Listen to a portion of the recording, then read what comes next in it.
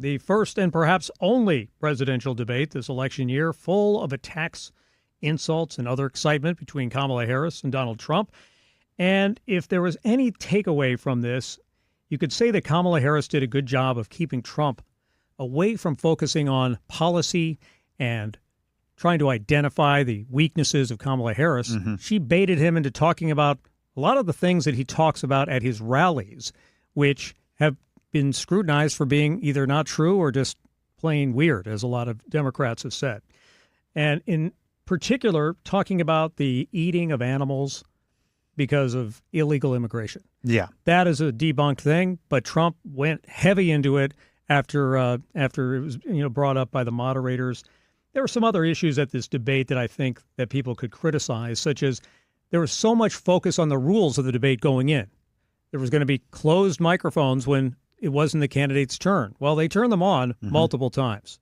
And also the moderators weren't supposed to say anything, sort of like what happened in the CNN debate where they just sat there and said, "Thank you, Mr.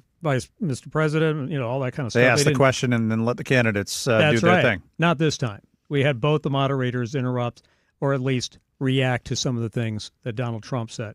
But overall, the question now is, after all of that back and forth and all of the the controversy that came out of what they said, does it change people's minds? No. That's what we're going to find out. Yeah, I don't think so. I think this is more of your typical presidential debate where it's interesting. There's a couple of moments from it that people will talk about the next day. But in terms of actually moving the needle with the electorate, I don't see that happening much. I think it's possible that Harris could get a slight bump out of this. It could also have to do with the Taylor Swift effect, or just really the combination of the two, just, a couple of good news cycles coming out of all of this, good coverage where momentum had seemed to have stalled a bit for her campaign.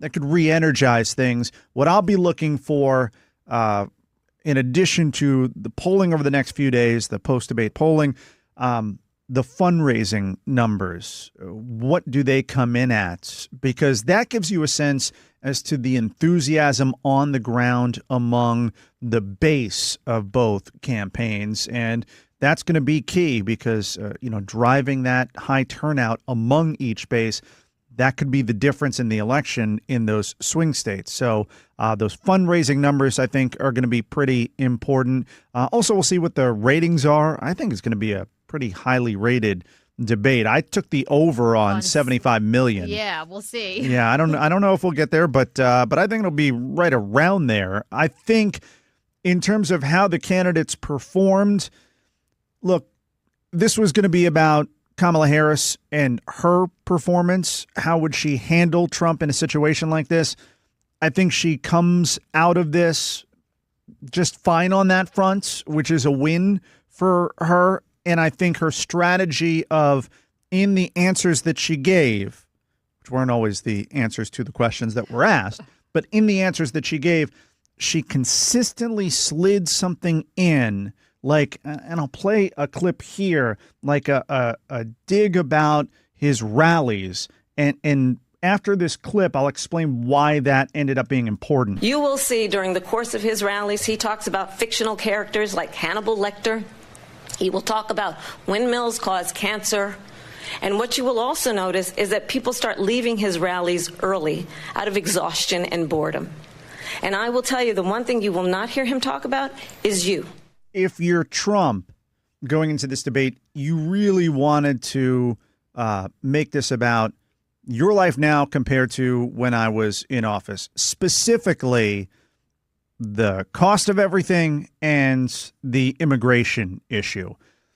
Her putting in those little digs led to Trump, when he got time to speak after she made those comments, he would respond to those comments instead of delivering the message that he needed to deliver. And sometimes his response would go on for almost the duration of the time, which led to, I think, a number of missed opportunities throughout the night. It was an intentional strategy on the part of Kamala Harris, and I feel like Trump, he played right into it. And we were wondering if that was going to happen because we talked about how that was going to be her strategy to goad him, and it totally worked. And instead of him focusing on all those issues, he was focused on petty nonsense. Yeah, and that also allowed her to, in a sense, control the debate, to kind of get comfortable. It's like a quarterback who's got a clean pocket, and they have room to operate, and the other team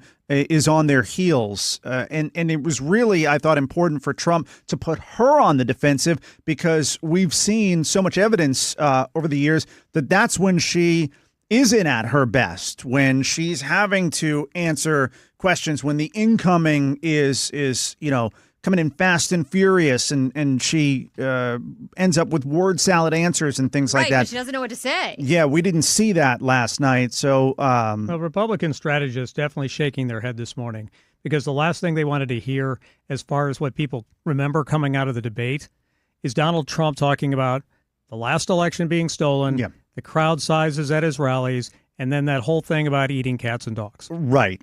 And again, for those issues, you knew January 6th, you knew the 2020 election was going to come up. I mean, this was easy stuff for Trump. All you say there is, you guys keep wanting to focus on the past. I want to talk about the future and what Kamala Harris is the one saying, we're not going back, we're going forward. Right. I mean, that's the pivot that you make if you're Trump. You guys keep bringing up the past and these issues, and I want to focus on what I'm going to do for the American people, when I get back in office. It's a simple pivot, and then you start talking about, I'm going to do this, I'm going to do that. This is going to be better, that's going to be better. And on the immigration issue, I know people are all enthralled with this eating cats and dogs story out of Ohio, but to me, the more effective line, because that it seems crazy. The Most story. people don't believe it. The more effective line is, here are a number of examples of situations where, because of the Harris-Biden immigration policy, you have illegal immigrants who have committed horrific crimes across the country, and this is continuing. That, to me, is just the better line of attack, the more effective line, especially for undecided voters. And that's really what this debate was about, because we had a talk back earlier. Trump supporter, didn't think he did the greatest in the debate, still voting for Trump. People are not changing their votes based on this debate, but you do have, and it's a small number, but you do have some people who are still trying to make up their mind. And if they're in those key swing states, that could make all the difference in what's going to be a really tight election. That's who you want to talk to there. And I felt like some of those lines of attack and some of the things that he chose to talk about instead of other things didn't necessarily help him with that important part of the electorate. The bottom line is, Trump has had a lot of trouble adjusting to Kamala Harris as the candidate versus Joe Biden. And even at one point, Harris made the point that she's not Joe Biden. Right. She said, you're running against me. And he said at one point, Joe Biden hates her about Kamala Harris. But the irony is that Trump created this situation by doing well in the first debate. I know. I know. That was what changed everything. And that was one area. And look, I did take issue with the moderators. I did not think they were tough enough. I didn't think they had the follow-ups to some of Vice President Kamala Harris's answers that they did to former President Donald Trump's. They never brought up what led to what we were watching last night. They never brought up Biden getting out of the race and his cognitive state, and they never asked Kamala Harris what she knew. Did she know anything? When did she see anything? That question never came up. I found that to be stunning. Right. Well, I mean, they didn't ask her a lot of questions that they probably should have asked her or pushed back on her. So, real quick, Chris, I do want to make sure we mention today the 23rd anniversary of the September 11th attacks. And of course, there are ceremonies happening all across the country, including in New York and Pennsylvania and Washington, D.C. And of course, here in Florida, in Miami, Tampa, and throughout the state. Mm-hmm. And interestingly enough, former President Trump and Vice President Harris will both mark the anniversary with stops in New York City and in Shanksville, Pennsylvania. President Biden and VP Harris will travel to Ground Zero in New York to the Flight 93 National Memorial in Shanksville and then to the Pentagon.